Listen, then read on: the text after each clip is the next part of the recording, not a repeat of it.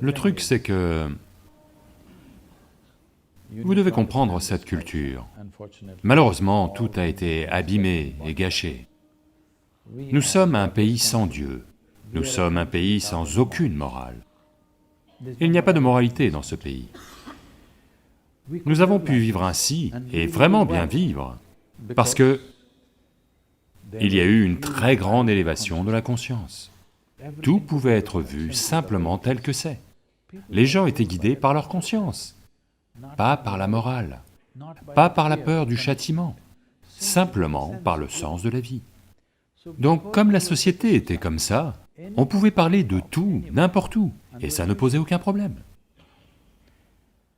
Maintenant, ce n'est pas le cas en ce moment, c'est autre chose.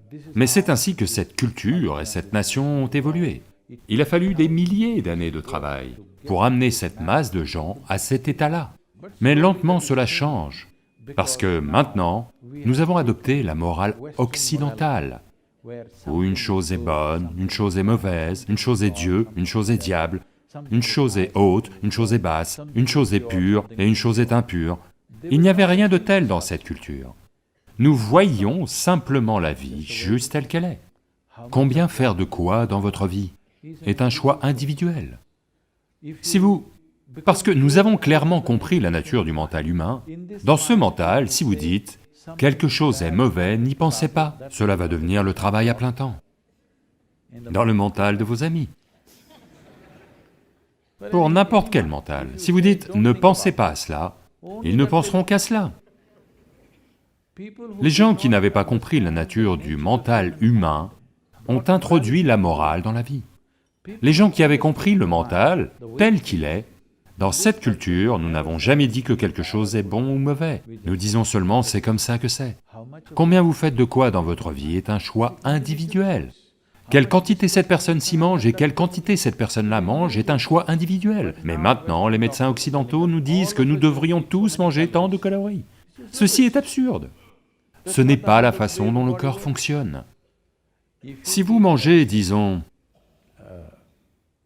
que vous mangez 1 kilo de nourriture, le même type de nourriture, disons la même alimentation.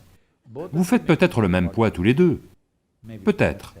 Disons que vous faites le même poids, vous mangez tous les deux 1 kilo de nourriture, ça ne va pas bien passer. Chez une personne, cette quantité passera peut-être bien, chez une autre personne, peut-être que seulement un demi-kilo passera bien, et elle maintiendra tout de même son poids. C'est un fait. Essayez pour voir, prenez 10 personnes et voyez, c'est un fait. Mais maintenant, ils vous disent, tout produire en masse, vous savez. Tout le monde doit manger tant de calories de nourriture, alors seulement vous aurez telle quantité d'énergie. Ce sont des absurdités simplistes, en particulier lorsqu'il s'agit des dimensions subjectives de qui vous êtes. Cette moralité, que tout le monde doit faire ceci, tout le monde doit faire cela, n'a jamais marché. Différentes personnes ont des besoins différents. Et nous avons produit tant d'êtres humains pervertis sur la planète, juste parce que nous avons dit « quelque chose est mal et vous ne devriez pas y penser ». Si vous laissez faire, les organes reproducteurs sont une petite partie de qui vous êtes. Mais ce qui devrait être dans les organes reproducteurs a été très efficacement propulsé vers la tête. Maintenant, la sexualité n'a pas lieu dans leur corps, elle a lieu dans leur tête en permanence. Dans votre corps, c'est un processus naturel. Dans votre tête, c'est une maladie. Oui, dans votre corps.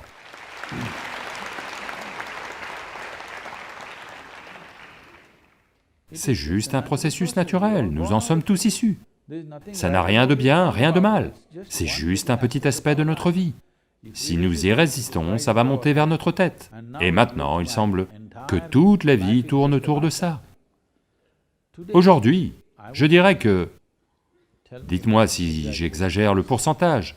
Aujourd'hui, je dirais que 95% de l'énergie humaine est investie dans le sexe ou dans l'argent. Oui ou non? Ce sont deux petits aspects de votre vie.